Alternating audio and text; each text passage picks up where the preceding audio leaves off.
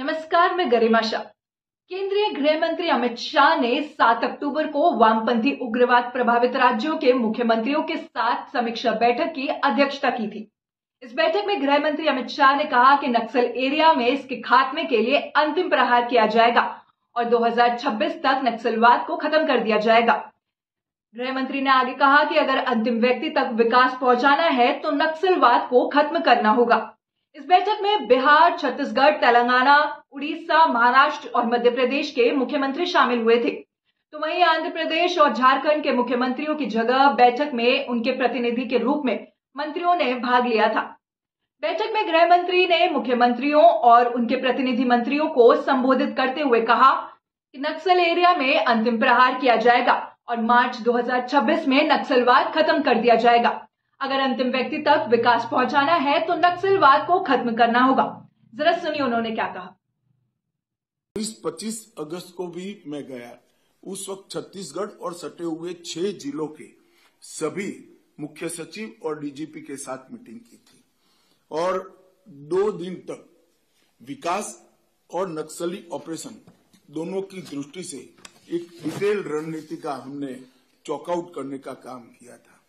आज मैं फिर से एक बार छत्तीसगढ़ के मुख्यमंत्री, गृह मंत्री, उनके डीजीपी, उनकी पूरी टीम को हृदय से बधाई देना चाहता हूं, क्योंकि जनवरी से अब तक लगभग 194 नक्सली छत्तीसगढ़ में सुरक्षा बलों के साथ मुठभेड़ में मारे गए हैं, 801 गिरफ्तार हुए हैं और 742 ने आत्मसमर्पण किया है।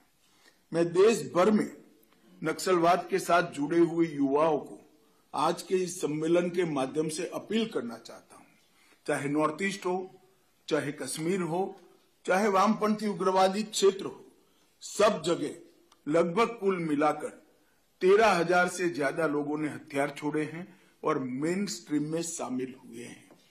यहां पर जो आज भी नक्सली युवा हथियार लेकर ये नक्सलवाद की प्रवृत्ति में लिप्त है, मेरा उनसे आग्रह से विनंती है कि हथियार छोड़िए, मेन स्ट्रीम में आइए। सभी राज्यों ने आपके पुनर्वसन की योजनाएं, बहुत ल्यूक्रेटिव योजनाएं बनाई हैं, इसका फायदा लीजिए और देश के विकास में आपका योगदान दीजिए। छत्तीसगढ़ की सफलता हम सब के लिए उत्साह की प्रेरणा लेकर आई है। छत्तीसगढ़ में केवल हथियारी ऑपरेशन नहीं चलाए गए, सरेंडर हुए, वो भी एक अलग बात है, परंतु इसके अलावे वामपंथी उग्रवाद से प्रभावित सभी जिलों के अंदर छत्तीसगढ़ सरकार ने एक विकास का नया अभियान चलाया है। 300 के आसपास व्यक्तिगत और फैमिली के साथ जुड़ी हुई भारत सरकार और छत्तीसगढ़ सरकार की योजनाओं को 100% सैचुरेशन का लक्ष्य रखा है। इसके कारण गांव में स्कूल पहुंचा है, सस्ता अनाज की दुकान पहुंची है, सस्ती दवाइयों की दुकान पहुंची है, पब्लिक हेल्थ सेंटर बनाए गए हैं और सेकेंडरी स्कूलों की भी शुरुआत हुई। और मुझे कहते हुए आनंद हुआ है कि कई गांव इस चुनाव में ऐसे थे, जनरल इलेक्शन में, जिन्होंने 30 साल के बाद वोटिंग किया है, वहां पर वोटिंग हुआ है। वरना पोलिंग पार्टी जाती थी, नील वोटिंग का डब्बा लेकर वापस आती थी। पहले बार 70% वोटिंग किया गया है।